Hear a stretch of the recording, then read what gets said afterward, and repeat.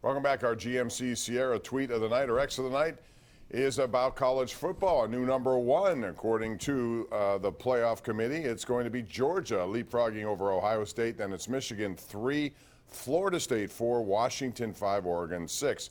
Andrew, I want to ask you about that because obviously Michigan and Ohio State have to play. Georgia will end up playing Alabama in the SEC championship game.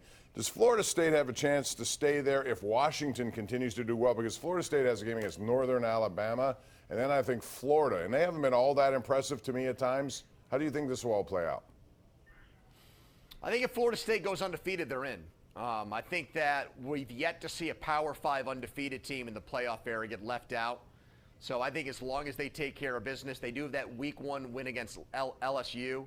LSU's a top 25 team. I think, and they won that game in blowout fashion. So I think that will definitely help them.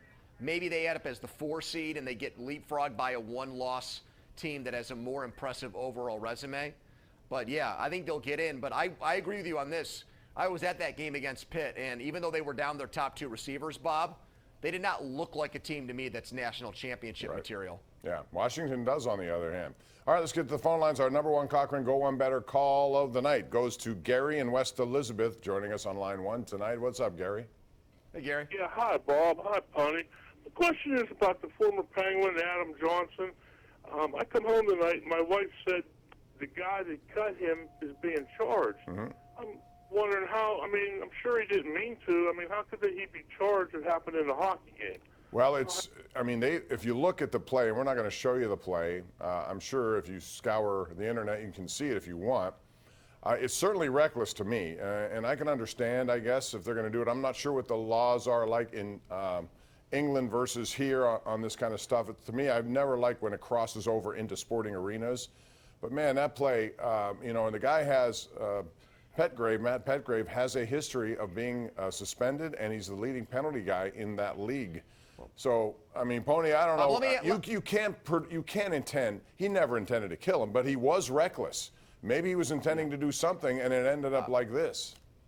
I refuse to watch the video. I can't bring myself to do it because of I know what I'm going to see, and I don't want to watch that. So I've had a bunch of people message it to me over the last few days. I can't do it.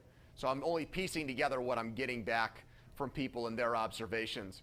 The definition of manslaughter pretty much says you didn't do it on purpose. Right. But somebody died. So in that pure definition of the word, I guess you can charge him with it.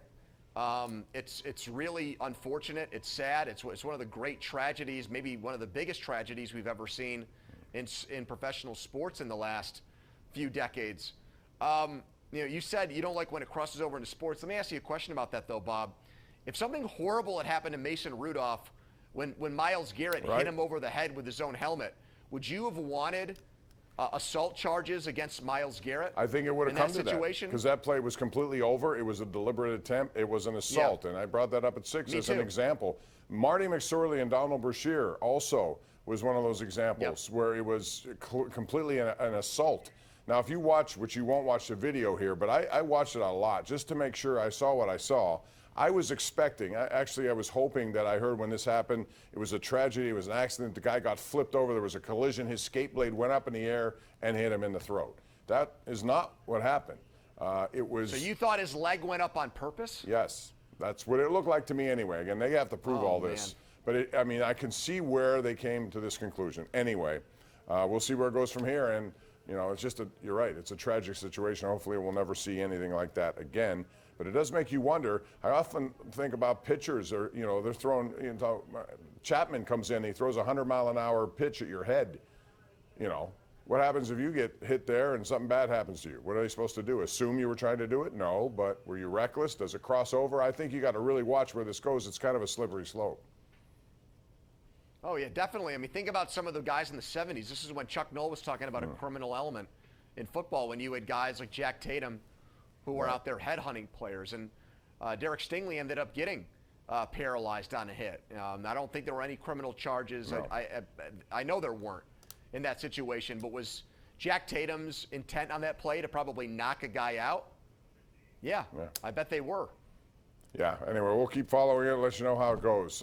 In the meantime, let's go back to the lines. We have Jeff in South Park. Hey, Jeff, how you doing?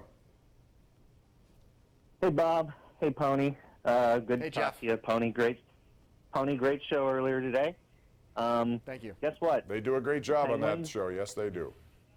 Guess what? The Penguins are fun again, guys. I'm loving it.